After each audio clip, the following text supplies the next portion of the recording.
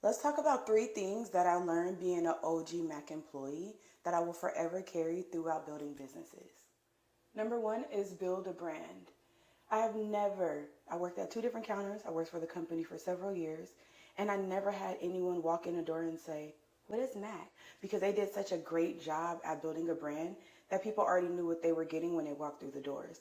This is something that a lot of new entrepreneurs I notice don't do, and then they have a hard time when they're trying to attract clients into their business. It's like you haven't done anything to get in front of people yet, so no one knows you yet, so why would they trust you or your brand?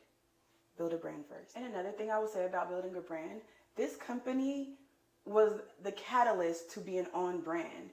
You knew as a Mac artist that you had to come to work in crisp, black, everything had to be cohesive, and if you came to work with dingy clothes on, you were being sent home.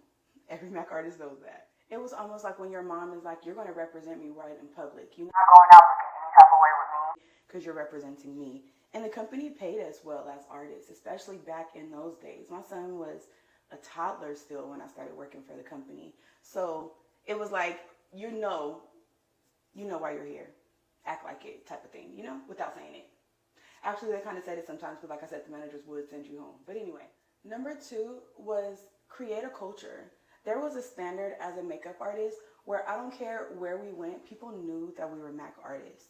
And there's kind of like an air that you have about yourself, not in a bougie way, but in a like it girl type of way. Like that was a real thing and people recognized it, especially when you become an artist and they give you that Mac chain that you wear, just a simple, solid Mac chain. Like, could nobody tell you nothing after that? You want to have a brand where when you're out in public, people still recognize you and they can attach you to this brand that you've built.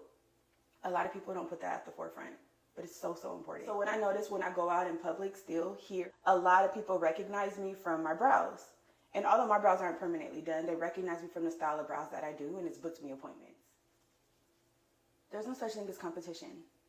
Now, while we had numbers that we had to hit, crazy numbers, and you will lose your job if you're not staying on top of it, there was no such thing as competition because, again, this is pre-recession, so there was no scarcity. All the companies that are around now, like from my recollection, all we had then was Sephora. There was a Sephora in Fashion Valley where I worked, the second mall that I was in, and the first mall, we were like the only one makeup store. So we just did not have that competitive nature. We helped each other as a team to hit our goals, and that was so important. And that's why I'm like that today. There could be someone right next door to me doing the same thing as me, and I would never look at that person as my competition.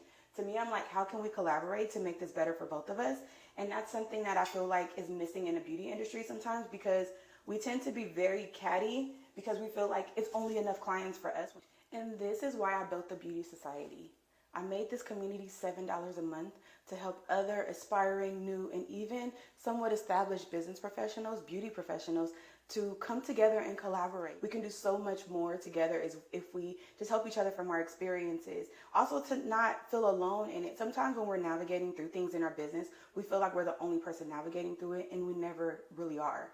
So if you want to join the Beauty Society, again, it's $7 a month. I'm teaching you how to build a strong brand based on how I was able to build a brand, where now I don't have to market myself, and I still get clients reach out, book appointments with me, and so does my students. It's nice having that sisterhood of, helping each other and dropping those nuggets.